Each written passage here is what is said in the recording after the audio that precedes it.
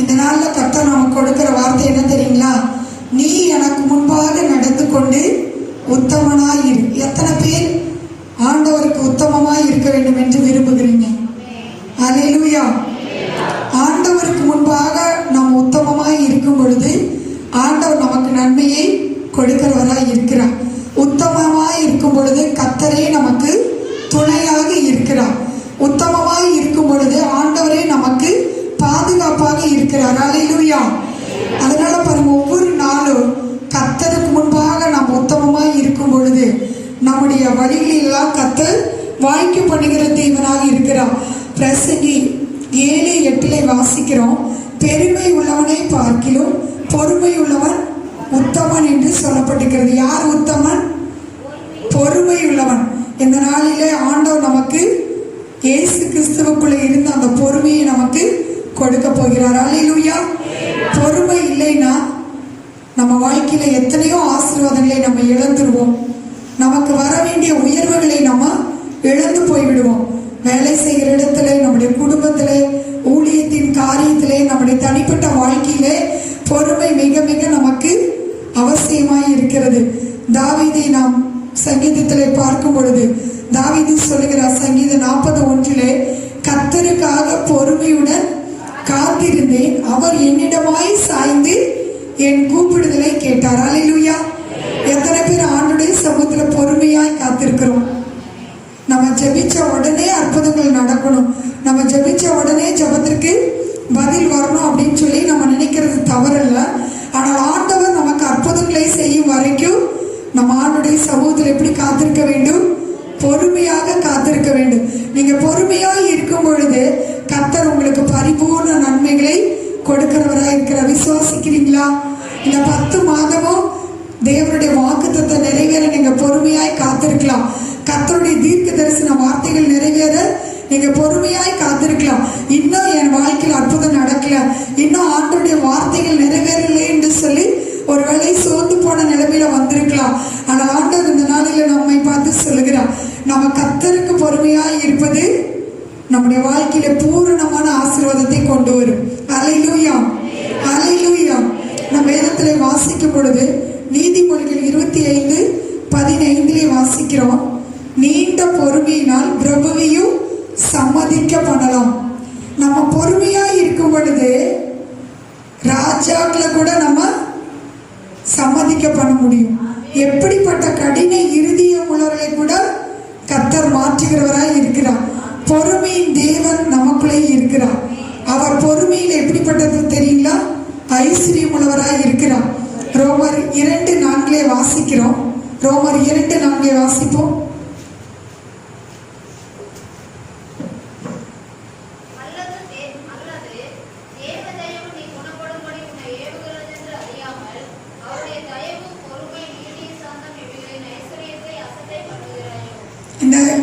இந்த அதிகாரத்தில் நாம் வாசிக்கிறோம், அவருடைய தயவு, அவருடைய பொறுமை எப்படிப்பட்டதா இருக்கிறது? நீடிய பொறுமையா இருக்கிறார். நம்ம குணப்படும்படிக்கு ஆண்டவர் நமக்காக நீடிய பொறுமையோடு காத்திருக்கிறார். எல்லாரும் மனம் திரும்ப வேண்டும் என்று சொல்லி ஆண்டவர் நம்ம நீடிய பொறுமையுள்ளவராக இருக்கிறார். இயேசு கிறிஸ்துடைய வருகை எவ்வளவு சமீபமா இருக்கிறது.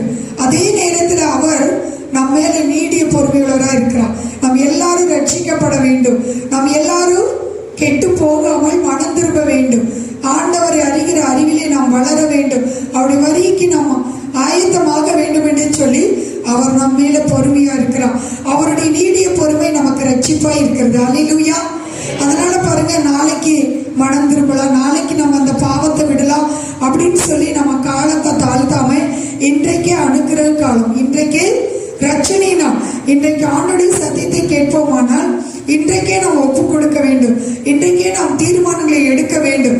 ஆண்டவர் நம்மிடத்தில் அவருடைய தயவை காண்பித்திருக்கிறார், அவருடைய இரக்கத்தை காண்பித்திருக்கிறார். ஆண்டவர் நம்மை ஒருபோது வெறுக்க மாட்டார். நாம் பாவம் செய்யும் போது ஆண்டவர் நம்மை புறக்கணிக்க மாட்டார். நம்ம ஒவ்வொருவரும் மனம் திரும்ப வேண்டும் என்று சொல்லி அவர் நம்மை நீடிய பொறுமையோடு காத்திருக்கிறார். அவர் நம்முடைய வாழ்க்கையில செய்த நன்மைகளை நினைத்தார் நாம் எவ்வளவு நன்றி சொன்னாலும் போதாது. எத்தனை அற்புதங்களை ஆண்டவர் நமக்கு செய்திருக்கிறார். ஆகவே நம்ம குணப்படும்படி ஆண்டவர் நம்மிடத்திலே எதிர்பார்த்து கொண்டிருக்கிறார். நாம அற்புதத்தை பெற்றுக்கொள்வது எளிது, ஆனால் நம்ம குணப்பட வேண்டும் என்பதுதான் ஆண்டவருடைய நோக்கமாக இருக்கிறது. நம்ம ஒவ்வொரு நாளும் மனம் திரும்பி கொண்டே இருக்க வேண்டும். ஒவ்வொரு நாளும் நம்ம புதிய மனுஷியாய் கர்த்தருக்குள்ளா நம் புது சிருஷ்டியாக மாறிக்கொண்டே இருக்க வேண்டும். பழைய வாழ்க்கை நம்ம விட்டு கடந்து போக வேண்டும். வேதத்திலே நாம் வாசிக்கிறோம், ரோமர் 12:12 வாசிக்கிறோம், நாம் எப்படிப்பட்ட நேரத்திலே பொறுமையாக இருக்க வேண்டுமா? உபத்திரவத்திலே நம்ம பொறுமையாக இருக்க வேண்டும். உபத்திரங்கள் வரும் பொழுது, பிரச்சனைகள் வரும் பொழுது, போராட்டங்கள் வரும் பொழுது நம்ம உடனே இயேசுவை முறுமுறுக்கிறோம், தேவனை நாம் முறுமுறுக்கிறோம், அவரை விட்டு நாம் விலகி போகிறோம். நான் எவ்வளவு ஜெபம் பண்ணி எவ்வளவு ஊழியத்தை செய்தாலும் கர்த்தருக்கு எவ்வளவு கீழ்ப்படுகிறேன், ஏன் என் வாழ்க்கையில் இவ்வளவு சோதனைகள், இழப்புகள், ஏன் என் வாழ்க்கை இப்படி இருக்கிறது என்று சொல்லி நம்ம பொறுமையை இழந்து அவரை முறுமுறுக்க ஆரம்பிக்கிறோம். ஆனால் ஆண்டவர் சில ரோமர் 12:12 நீங்கள் உபத்திரவத்திலே பொறுமையாயிருங்கள். நம்ம உபத்திரத்திலே பொறுமையாய் இருக்கும் பொழுதுதான் நம்ம வாழ்க்கையிலே கர்த்தர் அற்புதங்களை செய்வோம். நம்ம ஜெபத்திலே உறுதியாய் இருக்க முடியும். நீங்க ஒவ்வொருவரும் உபத்திரம் வரும் பொழுது நீங்க சோர்ந்து போக வேண்டாம். கர்த்தர் நமக்காக யாவையும் செய்து முடித்திருக்கிறார். ரோமர் 15:4 வாசிக்கிறோம். இந்த பொறுமை நமக்கு எப்படி உண்டாகிறது தெரியுங்களா? தேவனுடைய வசனத்தினாலே இந்த பொறுமையும் ஆறுதலையும் நம்பிக்கையும் நம்ம பெற்றுக்கொள்கிறோம். அல்லேலூயா. நம்ம எதற்காக ஆலயத்துக்கு வருகிறோம்? அற்புதத்தை பெற்றுக்கொள்றது இரண்டாவது. முதலாவது கர்த்தருடைய வார்த்தையை கேட்க வருகிறோம். அவருடைய வார்த்தை தான் நமக்கு ஜீவன். அவருடைய வார்த்தை தான் நம்மை பரிசுத்தமாக்கும். அவருடைய வார்த்தை தான் நம்ம வாழ்க்கையை மாற்றும். அவருடைய வார்த்தை எந்த அளவுக்கு கேட்கிறோமோ ஆறுதல் நமக்கு பெருகும். அல்லேலூயா. நமக்கு பாடுகள் வரும் பொழுதெல்லாம் நம்ம சோர்ந்து போகிறோம். ஆனால் அவருடைய வாக்கு தத்தமான வார்த்தைகள், அவருடைய எச்சரிப்பான வார்த்தைகள் நம்மை ஒவ்வொருவரையும் பலப்படுத்துகிறது, நம்மை உருவாக்குகிறது, நம்மை அவருக்காக கட்டி எழுப்புகிறது. அல்லேலூயா. அதனால பாருங்க, நீங்க சோர்ந்து போகாதீங்க. எவ்வளவு உபத்திரம் வந்தாலும் ஆண்டவர் உங்களை விடுவிக்க வல்லவராய் இருக்கிறார். நீதிமான்களாய் நமக்கு தான் துன்பங்கள் அதிகமாக இருக்கும். ஆனால் நாம் அவரை நோக்கி கூப்பிடும் பொழுது அவை எல்லாவற்றிலிருந்து கர்த்தர் நம்மை விடுவிக்கிறவராய் இருக்கிறார். அல்லேலூயா. நீதிமானுக்கு வரும் துன்பங்கள் குறைவா அநேகம்? அநேகம். ஆனா கர்த்தர் அப்படியே நம்மளை விட மாட்டார். எல்லாவற்றிலிருந்து ஆண்டவர் உங்களை விடுவிக்கிறவராய் இருக்கிறார். அல்லேலூயா. கூப்பிடு நீ பதில் கொடுப்பா, குறைகள் எல்லாம் நிறைவாக்குவா. கூப்பிடு நீ பதில் கொடுப்பா, குறைகள் எல்லாம் நிறைவாக்குவா. உண்மையாக தேடுவோரின் உள்ளத்தில் வந்திடுவா. உண்மையாக எல்லாரும் கரங்களை தட்டி பாடலாம். உள்ளத்தில் வந்திடுவா. கொண்டாடுவோம்,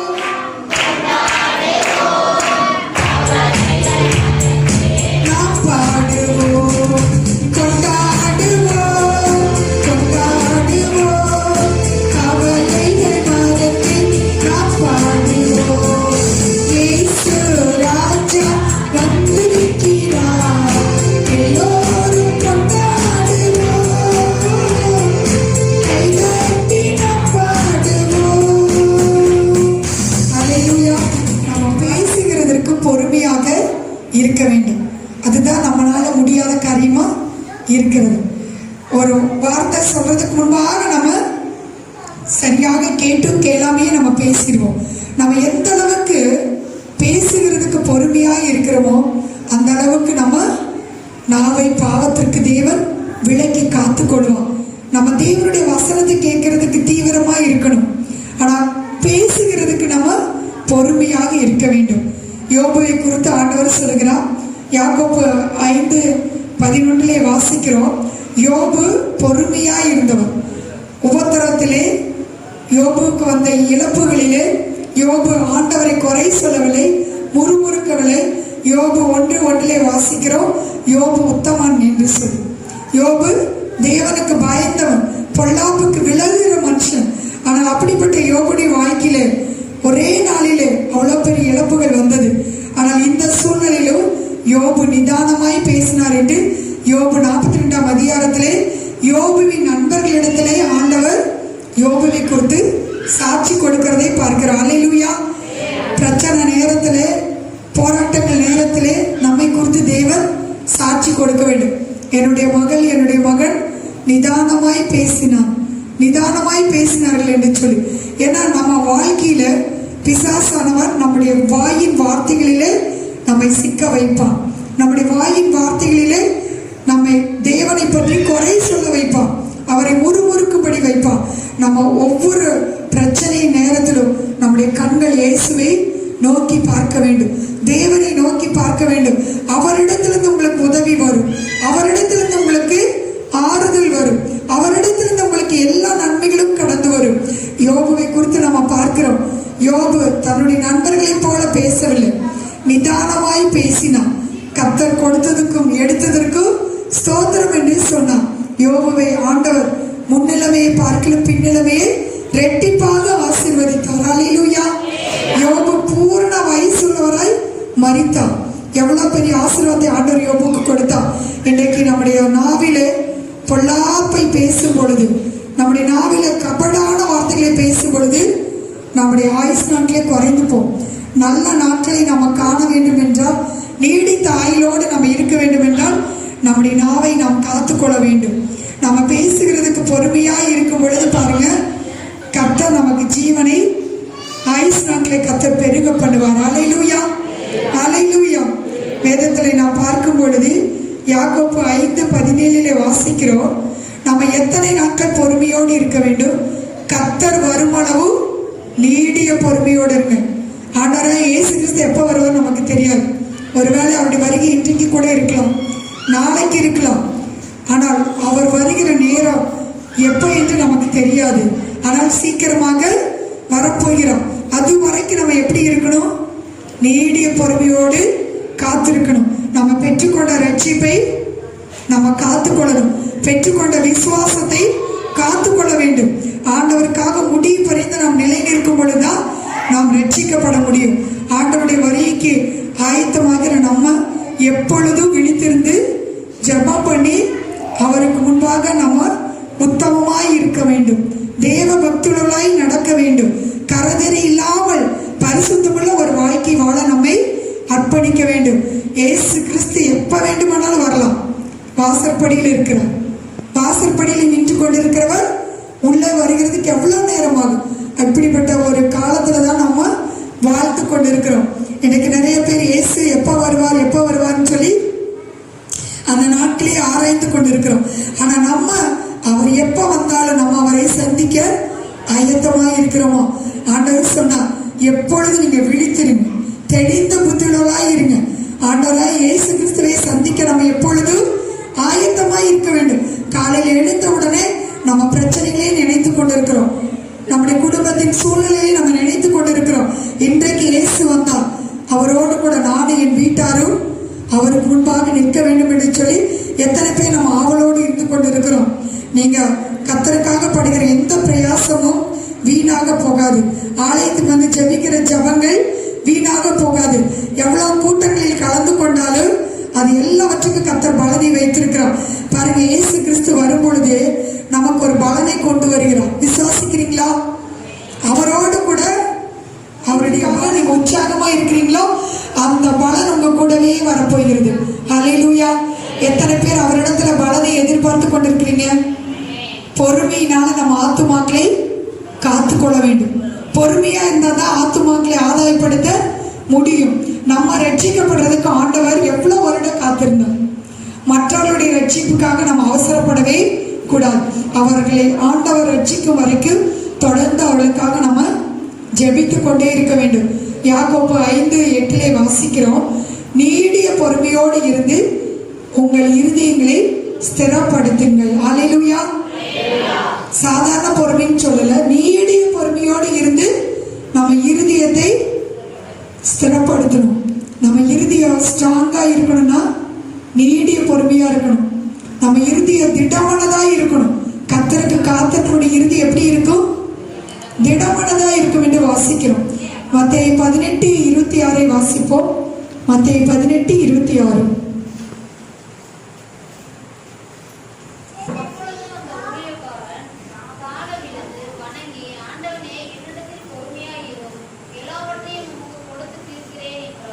மத்தேயு 18:26 நீங்க வீட்டில் போய் வாசிச்சு பாருங்க. இங்க பார்த்தீங்கன்னா ஒரு மனுஷனை குறித்து நம்ம பார்க்கிறோம். அவன் அவனுடைய எஜமான இடத்துல 15,000 தாலந்து கடன் பட்டிருந்தான். ஆனா பார்த்தீங்கன்னா அவன் என்ன சொல்லி கேட்கிறான், நீடிய பொறுமையாயிரும், நான் எல்லாவற்றையும் கொடுத்து தீர்க்கிறேன் என்று சொல்லி. அதே போல அந்த வார்த்தையை நம்பி அவனுடைய எஜமான் பாருங்க அந்த கடனை அவனுக்கு மன்னித்து விடுகிறதை பார்க்கிறோம். ஆனால் அவனிடத்திலே 100 தாலந்து 100 பணம் கடன் பட்டிருந்த அவனை அவன் மன்னிக்கவே இல்லை. அவனை காவலிலே போட்டான். என்ன நடந்தது? அந்த எஜமான் அவனை பார்த்து, நான் உனக்கு இவ்வளோ தயவை காண்பித்திருக்கும் பொழுது நீ ஒரு 100 ரூபாயை நீ மன்னிக்கலையான்னு சொல்லி அங்க பார்த்தீங்கன்னா அவனுக்கு ஒரு பெரிய ஒரு நியாயத்திற்கு கொடுக்கறத பார்க்கிறோம். இன்னைக்கு நம்ம வாழ்க்கையிலும் கூட இயேசு கிறிஸ்து நமக்கு எத்தனை பாவங்களை மன்னித்திருக்கிறோம்.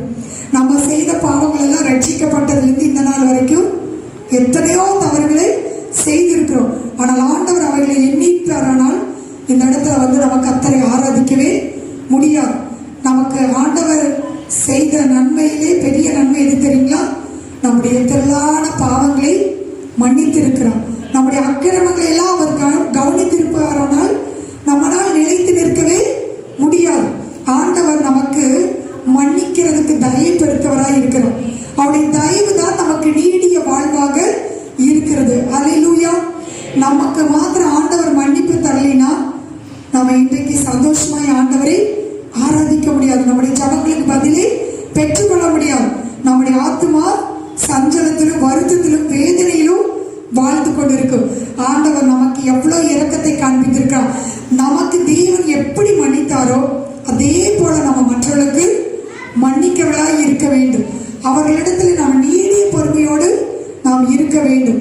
2 தெசலோனிக்கர் 3:5 வாசிக்கிறோம், கர்த்தர் உங்கள் இருதயங்களை தேவனுடைய அன்புக்கும் கிறிஸ்துவின் பொறுமைக்கு நேராக நடத்துவாராக. இந்த ஜெபத்தை நீங்க செய்யுங்க. என்னை ஒவ்வொரு நாளும் உங்களுடைய அன்புக்கு நேராக நடத்துங்க, இயேசு கிறிஸ்துவனுடைய பொறுமைக்கு நேராக நடத்துங்கண்டவரே என்று சொல்லி நீங்க கேளுங்க. இயேசு கிறிஸ்துவின் கூட இருந்த பொறுமை நமக்குள்ளே கடந்து வரும். அல்லேலூயா. எத்தனை பேருக்கு ஆண்டவரை போல மாறணும்னு நினைக்கிறீங்க? இயேசுவை போல நான் வாழ வேண்டும், இயேசுவை போல நான் ஜெபிக்க வேண்டும், இயேசுக்குள்ள எல்லா சுவாவங்களும் எனக்குள்ள வர வேண்டும் என்று சொல்லி எத்தனை பேர் ஆசைப்படுறோம்? நீங்க விரும்பினால் ஆண்டவர் உங்களை அவரை போலவே மாற்றுகிறவராய் இருக்கிறோம்.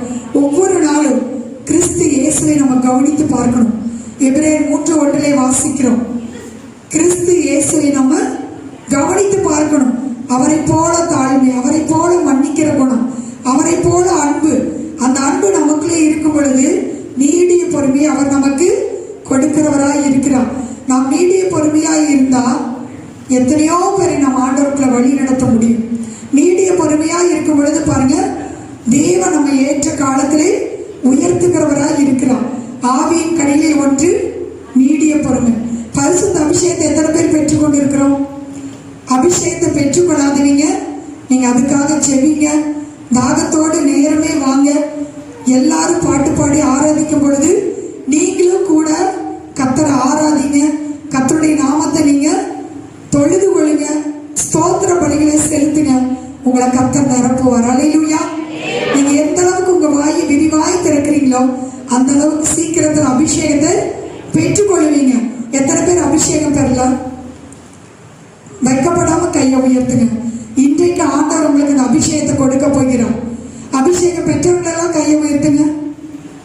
கர்த்தர் உங்களை இந்த நாளில புதிய அபிஷேகத்துக்குள்ள கர்த்தர் நடத்த போயிடார். டெய்லி ஆவியில நிரம்பணும். சர்ச்சுக்கு வரப்போ மட்டும் இல்லை, தினந்தோறும் ஒரு அரை மணி நேரமாவது அந்நிய பாஷையில பேசி நீங்க ஜெபம் பண்ணும் பொழுதுதான் தேவ அன்பு உங்க இருதயத்துல ஊற்றப்படும். தேவ அன்பு உங்க இருதயத்துல ஊற்றப்பட ஆவியின் 9 கனிகள் உங்களுக்குள்ள வந்துடும். சமாதானம், சந்தோஷம், நீடிய பொறுமை, தயவு, நற்குணம், விசுவாசம், சாந்தம், இச்சையடக்கம், எல்லா சுவாவங்களினால கர்த்தர் நம்மை நிரப்புகிறவராய் இருக்கிறார். நற்குணத்தினால் நம்மை ஆண்டவர் நிரப்புகிறவராய் இருக்கிறார். நீங்க நீடிய பொறுமையாய் இருக்கும் பொழுது பாருங்க, அதனால என்ன நடக்கும் தெரியுங்களா? ஆண்டவரிடத்திலிருந்து நம்ம பலனை பெற்றுக்கொள்ள போகிறோம். நம்ம கனி கொடுக்கவில்லை, கர்த்தர் நம்மை மாற்றுவோம். லூக்கா 8:15 வாசிப்போம். லூக்கா 8:15.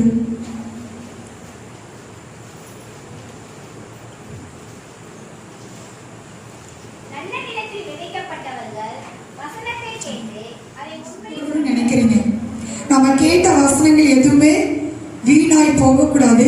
பிசாசனம் வந்து அவைகளை பொறுக்கி கொண்டு போகக்கூடாது.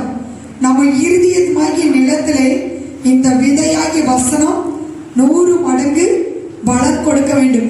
அதனாலதான் வேதத்திலே வாசிக்கிறோம், நீங்க திருவசனத்தை கேட்கிறவளாய் மாத்திரமல்ல அதன்படி செய்கிறவளாய் இருங்கள். நீங்க எவ்வளவுதான் வசனத்தை கேட்டாலும் அதற்கு கீழ்ப்படி ஒப்பு கொடுக்கும் பொழுது நிச்சயமாக ஆண்டவர் உங்கள் வாழ்க்கையிலே அற்புதங்களை செய்வார். நீங்க கேளாத ஆசீர்வாதங்களை பெற்றுக்கொள்வீங்க, கேளாத நன்மையை பெற்றுக்கொள்வீங்க. இந்த இடத்துல நீங்க ஒருவேளை வியாதியாய் வந்திருக்கலாம், குறைவோடு வந்திருக்கலாம், பலவீனத்தோடு வந்திருக்கலாம், அநேக நெருக்கத்துக்கு மத்தியில வந்திருக்கலாம். எப்படிப்பட்ட சூழ்நிலையில வந்திருந்தாலும் ஆண்டவராய் இயேசு கிறிஸ்து உங்களை விடுதலை ஆக்கிறவராய் இருக்கிறார். அல்லேலூயா.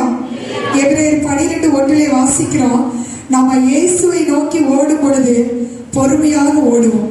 நமக்குள்ளே இயேசு கிறிஸ்து விசுவாசத்தை துவக்கி இருக்கிறார், அதை அவரே முடிக்கிறவராய் இருக்கிறார். நம்ம இன்றைக்கு யாரை நோக்கி ஓடிக்கொண்டிருக்கிறோம்? இயேசுவை நோக்கி ஓடிக்கொண்டிருக்கிறோம். நம்முடைய ஓட்டத்தை தடுக்க பிசாசானவன் ஆயத்தமா இருக்கிறோம். இடையில பாவத்தையும் பாரத்தையும் கொண்டு வந்து போடுவோம். நம்ம இந்த ரெண்டையும் தள்ளிவிட்டு இயேசுவை நோக்கி பொறுமையாக ஓடும் பொழுது நம்ம ஓட்டத்தை ஜெயமாக ஓடி முடிப்போம். அல்லேலூயா.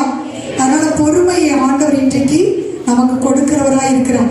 இயேசு கிறிஸ்துவின் பொறுமைக்கு நேராக உங்களை வழி நடத்துகிறவராய் இருக்கிறார். 2 பேதுரு 3:9-15 வாசிக்கிறோம், அவருடைய நீடிய பொறுமை நமக்கு ரட்சிப்பாய் இருக்கிறது. அப்போஸ்தலன் பவுலுடைய வாழ்க்கையில 2 கொரிந்தியர் 6 எங்க வீட்டுல போய் வாசிச்சு பாருங்க, அவருக்கு வராத பாடுகளே இல்லை.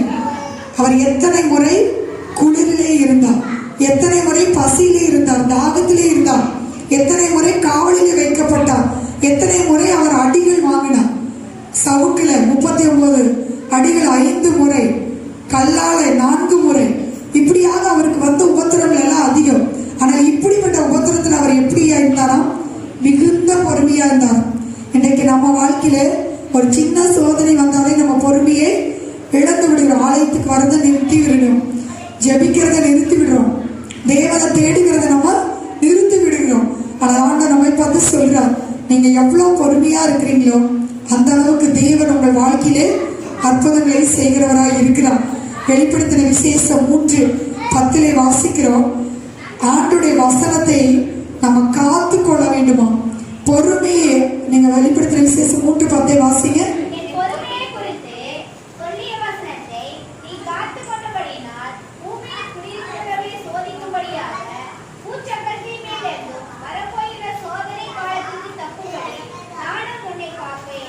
அவருடைய வசனத்தை நம்ம பொறுமையாய் காத்து கொள்ளும் பொழுது சோதனை காலத்திலே ஆண்டவர் நம்மை தப்புவிக்கிறவரா இருக்கிறார். அல்லேலூயா. சோதனை காலம் இருக்குதா இல்லைங்களா? எத்தனை சோதனையின் வழியா நாம் கடந்து வந்திருக்கிறோம், எத்தனை பாடுகள் உபத்திரங்களிலேயே கடந்து வந்திருக்கிறோம். அப்ப நீங்க நினைச்சுக்கங்க, ஆண்டவர் உங்களை தப்புவிக்க வேண்டுமானால், அந்த சோதனையில் இந்த ஆண்டவர் உங்களை ரட்சிக்க வேண்டுமானால் நீங்க கேட்ட வசனத்தை காத்து கொள்ள வேண்டும். கேட்டுக்கொண்ட வசனத்தை நாம் காத்து கொள்ளும் பொழுது, அதற்கு கீழ்ப்படியும் பொழுது ஆண்டவர் நம்மை சோதனையிலிருந்து விடுவிக்கிறவராய் இருக்கிறார். அல்லேலூயா. அவர் நமக்கு ஜீவ கிரீடத்தை வைத்திருக்கிறார். உண்மையாய் இருக்கும் பொழுது, உத்தமமாய் நாம் நடக்கும் பொழுது கர்த்தர் நமக்கு ஜீவ கிரீடத்தை வைத்திருக்கிறார். வேதத்தில் பார்க்கிறோம், பெருமையுள்ளவனை பார்க்கலும் பொறுமையுள்ளவன் உத்தமன் என்று சொல்லி. நீங்க பொறுமையை இழப்பீர்களானால் ஆண்டவர் நம்மை உத்தமன் என்று சொல்ல மாட்டார். யோபு உத்தமர் என்று சொன்னார், ஆண்டவரால் சொல்லப்பட்டார். யோபு தன்னுடைய உபத்திரத்திலே பொறுமையாக இருந்தான். இன்றைக்கு யோபுக்குள்ள இருந்த அந்த பொறுமையை ஆண்டவர் நமக்கு கொடுப்பார். இயேசுக்குள்ள இந்த பொறுமையை ஆண்டவர் நமக்கு கொடுக்கிறவராய் இருக்கிறார். ஆபிரகாமை குறித்து பார்க்கிறோம். எபிரேயர் 6:15 வாசிக்கும் பொழுது, ஆபிரகாம் 25 வருடம் தேவனுடைய வாக்குத்தத்தம் நிறைவேற பொறுமையாக காத்திருந்தார். ஆண்டவர் 75 வயதுல ஒரு குமாரனை கொடுப்பேன் என்று வாக்கு பண்ணினார். ஆண்டவர் அந்த விசுவாசத்திலே அவர் 25 வருஷங்கள் பொறுமையாக காத்திருந்து வாக்குத்தத்தம் பண்ணப்பட்டதை பெற்றார். அல்லேலூயா. இன்றைக்கு நமக்கு வாக்குத்தத்தம் பண்ணப்பட்டதை பெறுவதற்கு என்ன அவசியமா இருக்கிறது? பொறுமை. எத்தனை பேர் வாக்குத்தத்தத்தை பெற்றிருக்கிறீங்க இந்த வருஷத்துல? கர்த்தர் உங்களுக்கு கொடுத்த வாக்குத்தத்தம் நிறைவேறினா ஆண்டவரிடத்துல பொறுமையா இருக்கணும். ஆண்டவருடைய சமூகத்திலே நாம இருதயத்தை ஊற்றி நாம் ஜெபிக்க வேண்டும். ஆண்டவருடைய வார்த்தையை நம்ம அப்படியே 100க்கு 100 விசுவாசிக்க வேண்டும். விசுவாசங்கிறது என்ன? காணாததை நம்ம நம்பினால் அதுதான் விசுவாசம். ஆண்டவர் உங்களுக்கு எதெல்லாம் செய்வேன் வாக்கு பண்ணியிருக்கிறாரோ அது ஒருவேளை நடக்காம இருக்கலாம். ஆனா கர்த்தர் இது எனக்காக செய்தார் என்று சொல்லி நீங்க விசுவாசிக்கும் பொழுது அது அப்படியே நடக்கும். ஒருவேளை பலவீனமா இருக்கலாம், கர்த்தர் உங்களுக்கு பலம் தருவோம். சுகவீனத்தோடு இருக்கலாம், சுகம் தருவோம். நேற்று சுரேஷ் தெரியும், நேற்று ஃபுல்லா எனக்கு பயங்கர கால்வலின்னு இந்த முழங்கால், இந்த வலது கால், அந்த இடது காலில் ஆப்ரேஷன் பண்ணி பிளேட் எல்லாம் எடுத்ததுனால இந்த வலது காலில் அதிகமாக ஊற்றி நடந்ததுனால பாருங்க பயங்கர வலி. நான் இங்கே வருவேன்னு சொல்லி நேற்றே சொல்லிட்டேன். ஆனால் எனக்கு ரொம்ப வலி. அதாவது அந்த வலி வந்துட்டா நடக்கவும் முடியாது, பஸ் ஏறி வரவே முடியாது, அப்படி வலி. ஆனால் நைட்டெல்லாம் பார்த்தீங்கன்னா 10 மணிலேருந்து வேதத்தை தியானிக்க ஆரம்பித்தேன். 3 மணி ஆயிடுச்சு. 3 மணி வரைக்கும் ஆண்டோடைய வசனங்களோடவே நேரத்தை செலவிட்டுட்டு ஜெபிச்சுட்டு இருந்தோம். கர்த்தருடைய வார்த்தை என்னுடைய பலவீனத்தை மாற்றினது. எனக்கு நல்ல சுகத்தை கர்த்தர் கொடுத்தா. நேற்று பாருங்க ஊழியத்துக்கு போன இடத்துல பஸ் ஏறி இறங்கவே முடியல. ஏன்னா அந்த முட்டியை மடக்கனாவே பயங்கர வலி. ஆனால் இன்னைக்கு காலையில் 5:30 மணிக்கு 21 பஸ் ஏறி வருவதற்கு ஆண்டவர் ஒரு புது பலனை கொடுத்தார். அல்லேலூயா. எங்கிருந்து இந்த சுகம் வந்தது? கர்த்தருடைய வார்த்தை. அவர் தமது வசனத்தை அனுப்பி உங்களை குணமாக்கி அழிவுக்கு தப்புவிப்பார். நீங்க நீண்ட நாட்களாக மருந்துகள் எடுத்துக்கொண்டு இருக்கலாம். எவ்வளோ வியாதியா இருந்தாலும் பலவீனமா இருந்தாலும் அவருடைய வசனம் உடலுக்கு ஆரோக்கியம். நீங்க நம்புறீங்களா? கர்த்தருடைய வசனம் உங்களை உயர்த்தும். கர்த்தருடைய வசனத்துக்கு நீங்க கீழ்ப்படியும் பொழுது, கர்த்தருடைய வாக்குத்தத்தத்துக்காக நீங்க பொறுமையாய் காத்திருக்கும் பொழுது அவர் உங்களுக்கு சொன்னதை செய்யும் பொழுது உங்களை கைவிடவே மாட்டார். பரிகாரியாய் இயேசு நம்மோடு கூட இருக்கிறார். எவ்வளவு பலவீனம் வந்தாலும் ஒரு நொடி பொழுதிலே கர்த்தர் மாற்றுகிறவராய் இருக்கிறார். அல்லேலூயா. நம்ம வாழ்க்கையில பாடுகள் வரும் பொழுது, நன்மை செய்து நம்ம பாடுபடும் பொழுது பொறுமையாக நாம் சகிக்க வேண்டும். 1 பேதுரு 2:20-23 வாசிக்கிறோம். நன்மை செய்து பாடுபடும் பொழுது பொறுமையாக சகித்தால் அது தேவனுக்கு முன்பாக எப்படி இருக்குமா? பிரியமா இருக்கும். தீமை செய்தல்ல, நம்ம நன்மைக்காக நம்ம நல்ல காரியங்களை செய்யும் பொழுது அதி நிமித்தமாக மற்றவர்களால் நம்ம திட்ட, அதாவது அதி நிமித்தமாக நிறைய பேர் பகைக்கப்படலாம். அதி நிமித்தமாக தூஷணமா நம்ம வார்த்தைகளால் நம்ம இறுதியை வேதனைப்பட்டு கொண்டிருக்கலாம். ஆனால் ஆண்டவர் சொல்கிறோம், நீங்க பொறுமையாய் சகித்துக் கொள்ளும் பொழுது, இயேசு தன்னுடைய வாழ்க்கையில அவருக்கு பொறுமையாய் அவர் எல்லாவற்றையும் சகித்தார். அவர் பதில் பேசவே இல்லை. கன்னத்துல அரைந்தாங்க, அவருடைய தாடி மேரி பிடித்து இழுத்தாங்க, அவரை எவ்வளவு எழுப்பிடுவாங்கன்னு சொல்லி. ஆனால் ஆண்டவர் சில நீடிய பொறுமையாய் இருக்கும் பொழுது, பாடுபடும் பொழுது, வேதனையாய் இருக்கும் பொழுது, பொறுமையாய் சகித்துக் கொள்ளும் பொழுது கர்த்தர் உங்களுக்கு பூர்ண பலனை தரப்போகிறார். அல்லேலூயா. ஏனென்றால் வேதத்திலே நாம பார்க்கிறோம், யாரெல்லாம் பொறுமையா இருந்தாங்களோ அவங்களுக்கெல்லாம் கர்த்தர் பூர்ண ஆசீர்வாதத்தை ஆண்டவர் தந்திருக்கிறார். அல்லேலூயா. சவுல் பொறுமையை இழந்தான், ராஜ்யபாரத்தை இழந்து போயிட்டான். சாமுவேல் 7 நாட்கள் பொறுமையோடு இருன்னு சொன்னான். நான் பலி செலுத்த வரைக்கும் நீ பொறுமையாய் காத்திருன்னு சொன்னான். ஆனா சவுலால் பொறுமையாக இருக்க முடியல. சாமுவேல் செய்யற வேலையை சவுல் செய்தான். அதனால என்னாச்சு பாருங்க, சவுளுடைய ராஜ்யத்தையே தன்னுடைய பதவியை இழந்து போனான். இன்னைக்கு நம்ம வாழ்க்கையில பொறுமையா இருக்கும் பொழுது அநேக ஆசீர்வாதங்களை நம்ம பெற்றுக்கொள்வோம். பொறுமை இல்லாத பொழுது அநேகருடைய உறவுகளை கூட நம்ம இழப்போம். நமக்கு வர வேண்டிய உயர்வுகளை இழப்போம். நமக்கு வர வேண்டிய நல்ல பெயரை கூட நம்ம இழந்து போய்விடுவோம். இன்றைக்கு நம்ம ஆண்டவருக்கு ஒப்பு கொடுப்போம். கிறிஸ்துவின் பொறுமைக்கு நேராக தேவன் உங்களை வழி நடத்த போகிறார். ஒரு நிமிஷம் அப்படியே கண்களை மூடி நாம் ஜெபிக்கலாம். உம்மை போலாக்கும் ஆண்டவர் என்று சொல்லி இந்த பாடலை நம் ஜெபத்தோடு பாடுவோம். இயேசு கிறிஸ்து உங்களை ஒவ்வொருவரையும் அவரை போல மாற்றப்பார். அவர் கல்வாரி சிலுவையிலே நமக்காக தன்னையே ஒப்பு கொடுத்தார். எத்தனை முறை நாம் அவசரப்பட்டு பேசினதுனால குடும்பங்களுக்குள்ளே சண்டைகள், குடும்பங்களுக்குள்ளே பிரிவினைகள், கணவன் மனைவி பிரிந்து கொண்டிருக்காங்க. பெற்றோர் பிள்ளைகள் பிரிந்து வாழ்ந்து கொண்டிருக்காங்க. அவசரப்பட்டு பேசுறது நிமித்தமாக எத்தனையோ பேருடைய இருதயத்தை நாம் காயப்படுத்தி இருக்கிறோம். ஆனால் இந்த நாளிலே இயேசுவே எனக்கு உம்முடைய பொறுமை எனக்கு கொடுங்க என்று சொல்லி எத்தனை பேர் ஒப்பு கொடுக்க போறீங்க? நீடிய பொறுமையா இருக்கும் பொழுது எப்படிப்பட்ட பிரச்சனைகளும் மாறும். நீடிய பொறுமையா இருக்கும் பொழுது கர்த்தர் உங்களுக்காக இறங்கி வருவார். யோபுவை குறித்து யாக்கோபு 5ஆம் அதிகாரத்திலே வாசிக்கிறோம். யோபு நீடிய பொறுமையா இருந்தார். கர்த்தருடைய செயலின் முடிவை பார்க்கிறோம். கர்த்தர் செய்ய நினைத்தது உங்களுக்கு தடைபடாது. கரங்களை தட்டி நீங்கள் ஸ்தோத்திரம் பண்ணி ஆண்டவரை மகிமைப்படுத்துங்க. இன்னைக்கு ஏன் கர்த்தர் நமக்காக அற்புதங்களை செய்யாமல் இருக்கிறார்? நம்ம பொறுமையை இழந்து விட்டோம். உபத்திரத்திலே ஆண்டவரை முறுமுறுத்து விட்டோம். உபத்திரத்திலே ஆண்டவரை குறை சொல்லிவிட்டோம். ஆண்டவரை விட்டு விலகி போய்விட்டோம். ஒவ்வொருவரையும் அவரை போல மாற்றித்தான் ஆண்டவர் இந்த நாளில் உங்களை அழைத்துக் கொண்டு வந்திருக்கிறார். திருச்சபை தான் நம்மை உருவாக்குகிற ஒரு இடம். இயேசுவினுடைய அன்புக்குள்ளே அவருடைய பொறுமைக்குள்ள அவர் உங்களை நடத்துகிறவராய் இருக்கிறார். நன்றி அப்பா. எல்லாரும் ஸ்தோத்திரம் பண்ணி அந்நிய பாஷையில பேசலாமா? ஒரு நிமிஷம் எல்லாரும் அந்நிய பாஷையில பேசுவோம். தேவ அன்பு உங்கள் இருதயத்துக்குள்ள ஊற்றப்படுகிறது. அந்த நம்பிக்கை உங்களை வெட்கப்படுத்தாது. ஒரு யாங்கள் அறிவல்ல சகோதரன் வரலாம். எல்லாரும் ஸ்தோத்திரம் பண்ணுவோம். கரங்களை தட்டி யாரெல்லாம் அபிஷேகம் பெற்றிருக்கிறீங்களோ அந்நிய பாஷையில பேசுங்க. கர்த்தர் இந்த வேளையிலே அவருடைய அன்பை உங்கள் இருதயத்திலே ஊற்றிக் கொண்டிருக்கிறார். நீடிய பொறுமையினால் கர்த்தரை நிரப்பிக் கொண்டிருக்கிறார். பேசுகிறதற்கு பொறுமையை கர்த்தர் கொடுக்கிறவராய் இருக்கிறார். ஒரு யாங்கள் அறிவல்ல சகோதரன் வரலாம். ஏற்ற காலத்திலே கர்த்தர் உங்களை உயர்த்த போகிறார். எவ்வளவு நாட்கள் பொறுமையாய் காத்திருப்பது என்று நினைக்கிறீர்களா? கர்த்தர் சொல்லுகிறார், அவர் நீடிய பொறுமையுள்ளவராயிருந்து உங்களுக்கான நியாயம் செய்ய போகிறார்.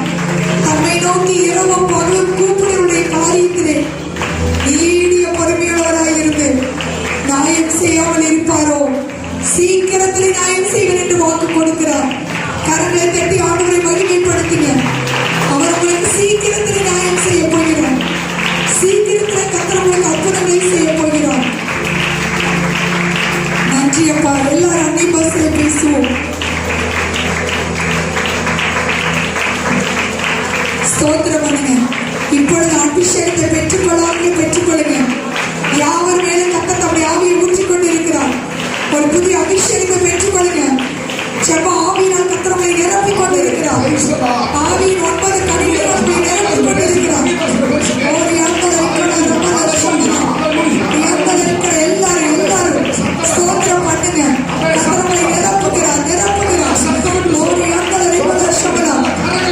ஒரு சபையை கர்த்தர் நிரப்ப போகிறார்.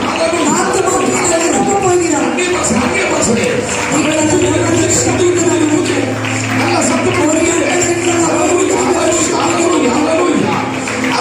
ஊற்று தண்ணீரே எந்த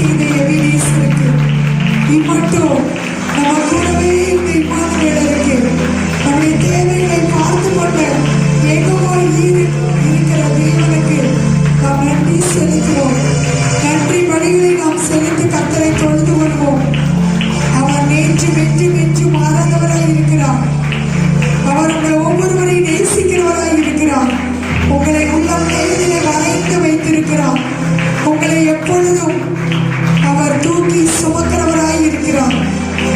அவருடைய அன்பு நமக்கு போதுமானதாய் இருக்கிறது. நன்றியப்பா, நன்றியப்பா, உங்க ஸ்தோத்திர ராஜா. உண்மை முழு இதயத்தோடு உண்மை ஆராதிக்கிறோம், முழு பலத்தோடு உண்மை ஆராதிக்கிறோம் ராஜா. நீர் எங்க மேல வைத்த தயவுக்காக உமக்கு நன்றி தகப்பனே, உமக்கு ஸ்தோத்திரம். இங்க வந்திருக்கிற ஒவ்வொருடைய வாழ்க்கையிலும் அப்பா நீங்க சொன்னதை செய்யும் அளவும் நீங்க கைவிடவே மாட்டீரப்பா. நீர் இவர்களை மறக்கவே மாட்டீர் தகப்பனே. ஆண்டவரே, நீர் எங்களை ஒவ்வொரு நாளும் வழி நடத்தி வந்திருக்கிறீர், உமக்கு நன்றி ராஜா. ரீமல்லா சமுதரா வராக்கலாம். எல்லாரும் கரங்களை தட்டி ஆண்டவரை மகிமைப்படுத்துவோம். ஒரு சமுதரா வராக்கலாம். புதிய அபிஷேகத்தை பெற்றுக்கொள்ளுங்க, வல்லமையை பெற்றுக்கொள்ளுங்க. இந்த 11வது மாதத்திலும் கர்த்தர் இப்பொழுது ஒவ்வொருவரை நிரப்பிக் கொண்டிருக்கிறார். சமுதரா வராக்கலாம். கொந்தளிக்கிற எல்லாவற்றையும் கர்த்தர் அமைதிப்படுத்துகிறவராக இருக்கிறார். மிகுந்த அமைதலை நம்முடைய வாழ்க்கையை தருகிற தேவனாக இருக்கிறார். ஒரு அந்த சமுதரா வராக்கலாம். நன்றி அப்பா, நன்றி அப்பா, உங்க ஸ்தோத்திர ராஜா. புயல் வீசும் கடலில் தடுமாறும் படகை தாங்கிடும் நங்கூரமே. புயல் வீசும் கடலில் தடுமாறும் படகை தாங்கிடும் நங்கூரமே. என்னை தாங்கிடும் நங்கூரமே.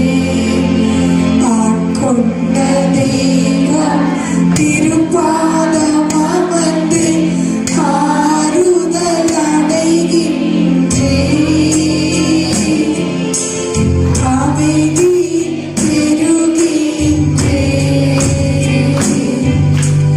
ஆட்கொண்ட தெய்வம் திருப்பாதம் அமர்ந்து ஆறுதல் அடைகின்றேன். அமைதி பெறுகின்றேன்.